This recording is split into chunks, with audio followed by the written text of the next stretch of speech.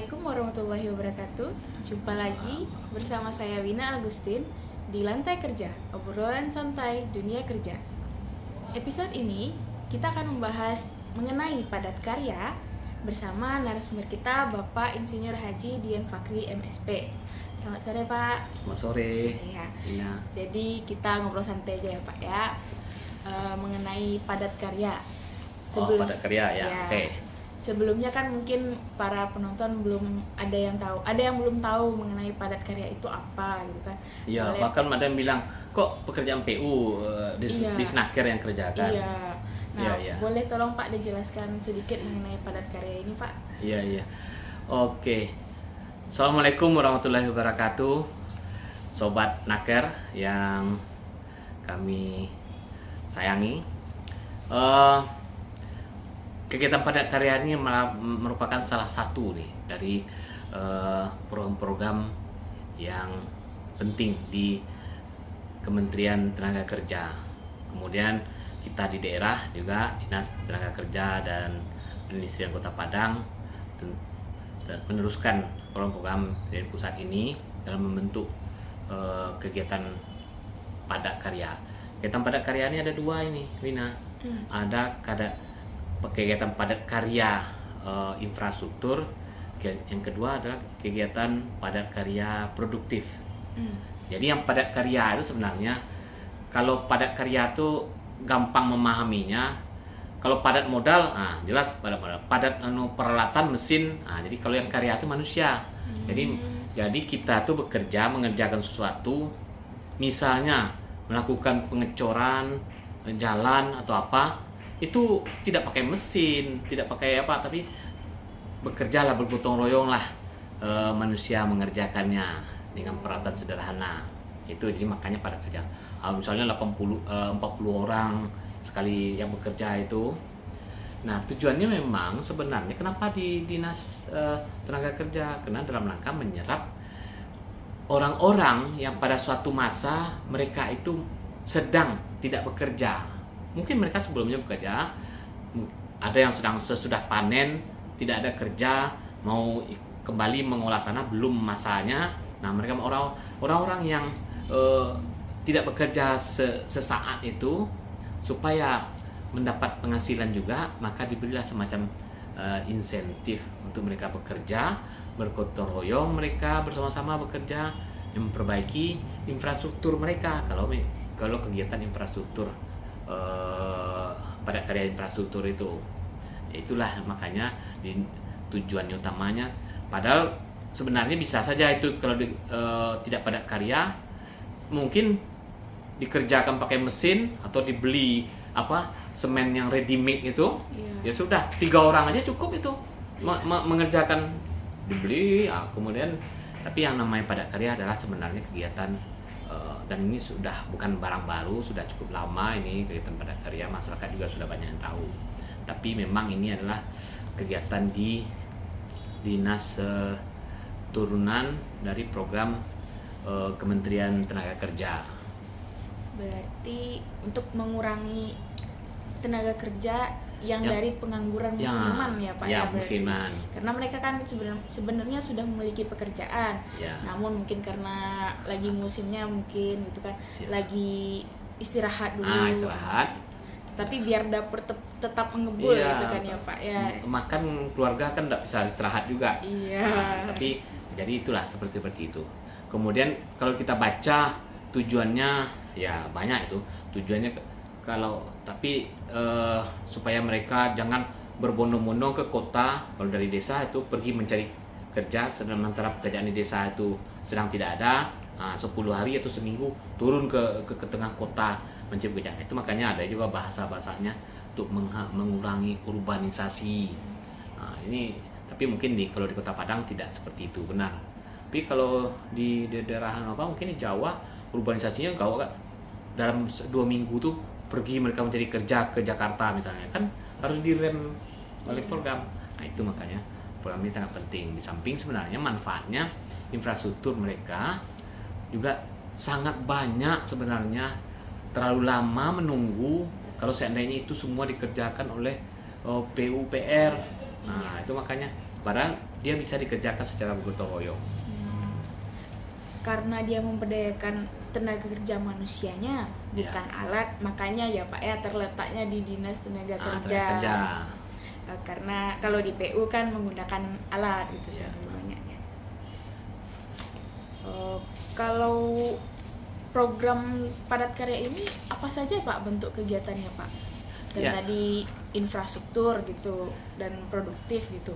Infrastrukturnya tadi contohnya perbaiki jalan gitu. Apalagi Pak contohnya? Jadi tadi kan sudah saya sampaikan juga ada yang namanya padat karya infrastruktur, yang satu lagi padat karya produktif. Nah, kita sepanjang 2022 ini tidak ada, betul memang anggaran kita terbatas, kita tidak masuk ke padat karya produktif. Padat karya produktif ini contohnya suatu warga, memang semuanya ditentukan oleh rembuk warga. Usulan itu dalam rembuk warga, mereka punya misalnya rencana suatu, ada potensi tanah lahan misalnya sudah diserahkan oleh pemilik lahannya, boleh di sini buat kolam besar misalnya kan. Nah, nanti hasilnya dikelola secara kelompok masyarakat sana. Nah, tapi cara mengerjakannya itu yang kita bantu. Mereka diberi semacam insentif upah harian, 40 orang mengerjakan kolam itu beramai-ramai, dibayar insentifnya, upah kerjanya. Sehingga kolam selesai, kemudian itu kan menjadi semacam milik bersama. Usaha produktif sudah itu bisa ketua kelompoknya itu mulai mengisi bibit ikannya, kemudian merawatnya, kemudian nanti panen dijual menjadi dibagi hasilnya. Nah, dia semacam yang produktif seperti itu. Ya, tidak hanya kolam, apa bisa yang lain juga bisa. Contohnya kalau kalau memang untuk daerah-daerah wisata, daerah wisata ada juga tuh yang bikin itu. Misalnya ada objek-objek wisata di pinggir-pinggir sungai, mereka bikin semacam kafe-kafe, tempat-tempat orang makan di pinggir sungai itu dalam bentuk bangunan-bangunan. Misalnya perlu bangunan-bangunan tuh 40 buah atau 20 buah di pinggir-pinggir sungai itu. Nah, usaha produktif lah. Nah, dibangun bergotong royong tadi. Nah, kita memberikan semacam insentif upahnya untuk 40 orang mengerjakan itu. Terjadi itu nanti tapi memang kuncinya di sini harus ada keberlanjutan pengelolaannya. Jangan bangunan sudah dibangun atau tadi itu kolam sudah dibangun, suatu jadi milik seseorang, tidak bisa gitu. Dia tetap. Nah, jadi memang disitulah kalau produktif itu harus jelas kelompoknya. Karena kita bukan kolam dibuat itu menjadi milik pribadi seseorang, tidak boleh seperti itu. Untung pribadi jadinya Pak. Ya, itu terserah, mungkin dalam pengelolaannya bisa saja sudah dibuatkan kolam itu, kemudian diserahkan pada seseorang yang memang bisa merawat, memberi makan ikan segala macam, tapi namanya hasil jual panennya nanti itu milik kelompok, milik warga bersama lagi. Nah, itu bisa saja, itu kan masalah manajemen pengelolaan usaha produktif itu. Nah, harus pula 40 orang yang bekerja ini semua rame-rame juga ngasih makan ikan setiap hari, kan tidak bisa seperti itu. Nah, itulah kira-kira yang produktif. Kemudian yang infrastruktur. Tapi kita memang untuk tahun 2022 ini memang kita hanya dengan keterbatasan dana kita hanya melaksanakan infrastruktur padat karya infrastruktur, karena memang inilah yang masuk dari banyak sebenarnya yang masuk di Kota Padang ini usulan, karena kondisi jalan-jalan kita, jalan-jalan usaha tani lah, yang terutama di daerah pinggiran Kota Padang ini yang banyak perlu sentuhan segera. Itulah kita hanya mengasahkan kita, dan itu hanya mampu kita sebenarnya di APBD 2022 ini 3 lokasi, yaitu kemudian, tapi alhamdulillah dari pemerintah pusat APBN melalui Pokir anggota DPR RI kita dapat juga ada di 3 lokasi juga di Kota Padang nih. Alhamdulillah yang kita ikut membina, artinya ada 6 lokasi di tahun 2022 ini. Mudah-mudahan di tahun 2023 lebih banyak lagi, tergantung sebenarnya. Karena Pak Wali Kota melihat pada acara pembukaan dan penutupan lu, Pak Wali Kota sangat tertarik juga, seandainya keuangan APBD kita lebih sehat lagi, mungkin akan lebih setuju beliau lebih banyak. Nah, karena daripada lama, sementara kebutuhan itu masyarakat yang mau bekerja ada, sementara kebutuhan itu memang sudah mendesak. Karena ada persoalan sebenarnya dengan adanya pandemi COVID kemarin. Itu kalau menurut Pak Wali Kota sekitar 450 miliar uang Pemko Padang ini, uang APBD kita ini hilang untuk COVID itu. Karena begini, kalau seandainya tidak ada COVID, artinya kan tak perlu keluar duit 450 miliar. 450 miliar itu banyak itu loh. Jalan-jalan segala macam bisa diperbaiki. Jadi kan terasa kalau ada sebenarnya sebagian, kenapa nih sekarang jalan-jalan berlobang, enggak lama sekali tiba giliran perbaikannya. Ya gara-gara uang itu 450 miliar banyak itu sebenarnya. Nah itulah. Tapi dengan sentuhan 150 juta per paket satu lokasi, bahkan ada satu yang terakhir ini sisa anggaran kita di APBD perubahan di lokasi yang ke-6 kalau saya menyebutnya, lokasi yang ke-6 itu yang ditutup oleh Pak Wali Kota kemarin itu cuma 90 juta, tapi mau juga masyarakat bergotong royong melaksanakannya, walaupun panjang hasilnya tentu saja menyesuaikan dengan paketnya. Kalau paket 150 bisa sampai 700 meter itu dikeraskan pengerasan jalan. Nah, itulah kondisinya. Mudah-mudahan ke depan bisa lebih banyak, karena sangat strategis juga. Segera terasa masyarakat yang bekerja sementara yang bekerja musiman yang kebetulan sedang menganggur itu banyak itu di tiap-tiap kampung, tiap-tiap ada itu. Kalau mencari 40 orang, bahkan ibu-ibu pun boleh. Jadi kan ibu-ibu juga ikut. Ya sama, kalau mau ada juga ibu-ibu yang bekerja, termasuk dalam daftar penerima insentif upah juga kalau ibu-ibu bekerja. Tapi kalau ibu-ibunya nolong memberi sumbangan air teh manis segala macam, tentu tidak masuk oleh ketua kelompok. Tapi kalau ibu-ibu itu ikut membawa gerobak segala macam, tidak dilarang. Ya, sama pria dan wanita berlaku sama. Karena pekerjaannya sebenarnya kan juga bukan kerja keras seperti karena memang insentif yang dibayarkan juga tidak sesuai dengan upah kerja pekerja satu hari. Ini hanya insentif kerja. Itulah kira-kira. Tadi Bapak bilang kan kita ada melaksanakan 6 kegiatan padat karya. Oh iya. Totalnya kan ada 6 tadi, 3 lokasi dari dana APBD dan 3 lokasi dari dana APBN.